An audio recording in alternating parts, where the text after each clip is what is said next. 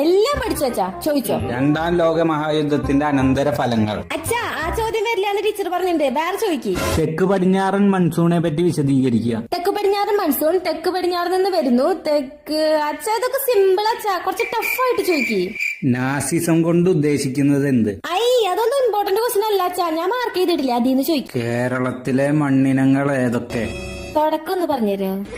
കേരളത്തിലെ മണ്ണിനങ്ങളെ കേരളത്തിലെ മണ്ണിനങ്ങളെ വിവിധ തരത്തിൽ തരംതിരിച്ചിരിക്കുന്നു. അതിൽ തീരദേശ മണ്ണ്. തീരദേശ മണ്ണ് എക്കൽ എന്താ എക്കൽ മണ്ണ്. എക്കൽ മണ്ണ് തീരദേശ മണ്ണ്, എക്കൽ മണ്ണ്. പിന്നെ നല്ലൊരു പേരുണ്ടായിരുന്നല്ലോ അച്ഛാ, ലാറ്ററൈറ്റ് മണ്ണ്. ലാറ്ററൈറ്റ് മണ്ണ്.